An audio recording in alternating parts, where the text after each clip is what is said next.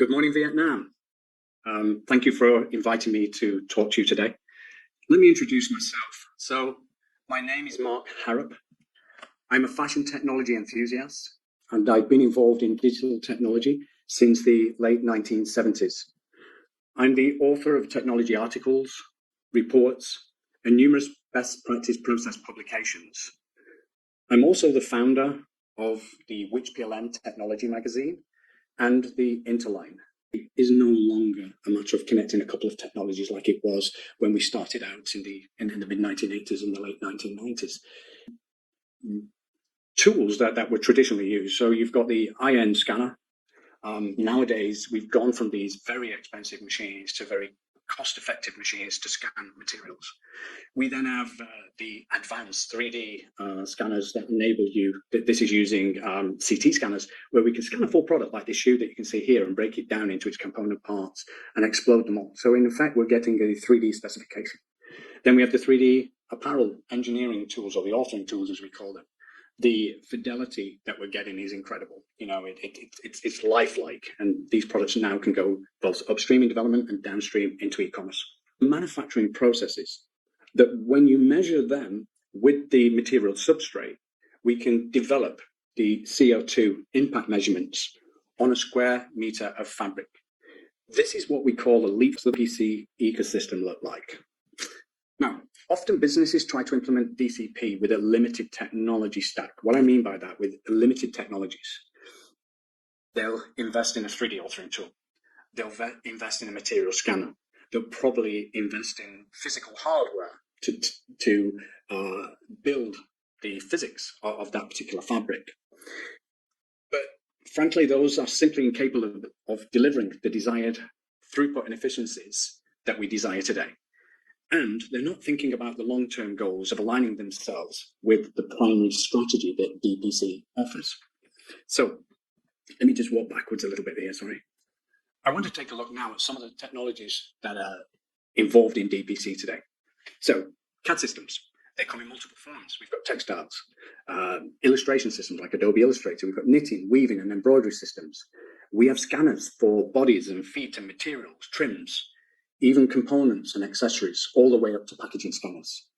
We involve body sizing survey data and recommendation data sets to support how we develop our avatars or our lasts for footwear. We take those avatars and using parametrics, we can grade them to replicate the human body. We create digital avatars that replicate the in-store mannequins for that particular brand or that particular retailer. We can create digital feet and lasts to support footwear design and engineering systems. We've got digital material platforms, and they come in various platform types, in that we can have virtual materials that can be made in solutions like Adobe and Substance. We can take virtual materials from a platform, so we can take these graphical materials that have been made by mills and we can download, or we can build what we call physical replicas. 3D authoring tools, so apparel, footwear, hard goods.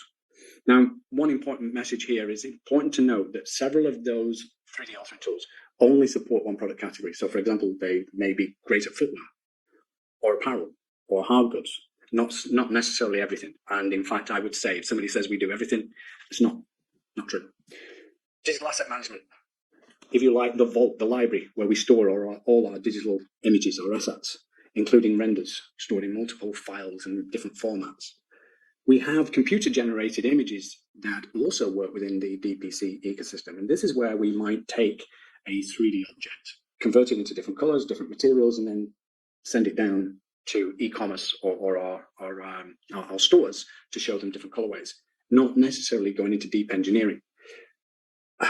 Digital color management, just like physical products need color management, so does the virtual world.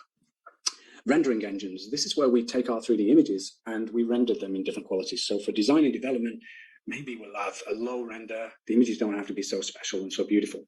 Whereas if we're taking a product, what we call our virtual twins, if we want to put that in our stores, then we'll have a high-end render. So these rendering engines allow us to do multiple formats. They allow us to render with great looking backgrounds like in store. Then we have Virtual try-ons. This is a solution that enables the human beings to take a virtual product and try it on themselves. So all part of this digital ecosystem that continues to grow. So that's just an example of what I would call fairly typical, but quite an extended ecosystem. What does the output look like? Well, looks a little like this. What you can see, this is a rendered background of a catwalk, and then you can see the various garments and the level of quality. So, what to do next when it comes to DPC? My advice is agree and shortlist on what matters to your business when it comes to the subject of digital product creation.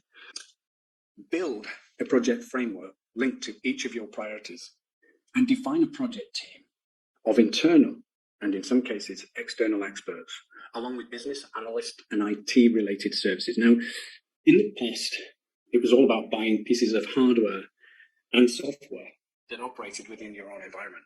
Nowadays, we go online and we can use lots of different services that we can buy into, buy a license and use. So it's much easier now to build this broader ecosystem. My strong advice is you work with your executive leadership team to obtain strategic buy-in to digital product creation. This isn't a point solution. That means, a piece of a 3D authoring tool and a scanner, as I've said earlier. This is a much broader strategy. And tactically, we need the leadership team to help educate and bring DPC into reality.